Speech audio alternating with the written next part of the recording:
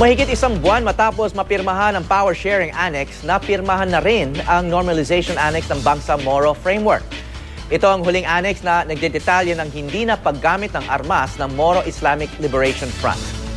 Isang independent decommissioning body ang tutulong para mag-imbentaryo ng mga armas ng MILF. May news to go si Joseph Moro.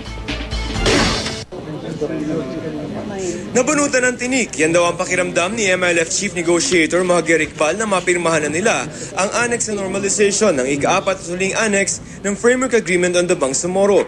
Ang Normalization Annex kasi nagdedetalye ng decommissioning o ang hindi na paggamit ng armas ng pwersa ng MILF.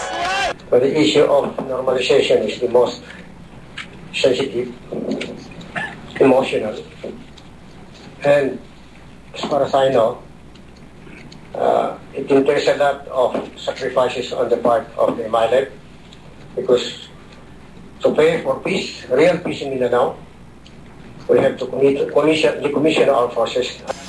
Sa ilalim ng annex, ito turn over ng MILF ang mga armas sa isang Independent Decommissioning Body o IDB.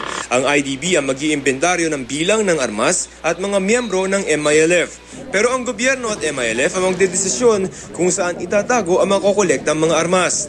Aalamin din ng gobyerno ang mga pangangailangan ng mga miyembro ng Bangsamoro Islamic Armed Forces para makagawa ng komprehensibong socio-economic program. Pabibilisin din ang proseso sa mga pagresolba sa kaso ng mga kinasuhan o nahatulan kaugnay sa armed conflict sa Mindanao. Magtatatag din ng Joint Task Forces sa 6 na kampo ng MILF sa Maguindanao, Lanao del Sur, Lanao del Norte para maihanda ang mga lugar para sa mapayapang mga komunidad.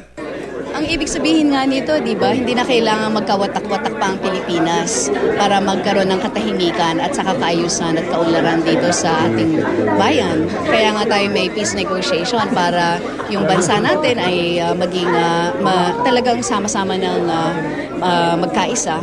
Dalansagan din ng private army sa mga teritoryo ng Bangsamoro, pero hihintayin pa ang rekomendasyon ng Joint Normalization Committee kung paano ito isasagawa. Sa addendum naman, sa Bangsamoro Waters magkakaroon ng Zone of Joint Cooperation sa Sulu Sea at Moro Gulf kung saan magkakaroon ng preferential rights na mangisda ang mga naninirahan sa Bangsamoro Government. Dagdag ni Ferrer, may papel ang mga residente sa binubuong Bangsamoro Government dahil pagbobotohan pa rin muna kalaunan sa isang plebisito kung gusto nila itong pampalit sa kasalukuyang Autonomous Region in Muslim Mindanao. Sila rin ang mamimili ng mga bagong leader. Mula rito sa Kuala Lumpur, Malaysia, Joseph Morong, GMA News.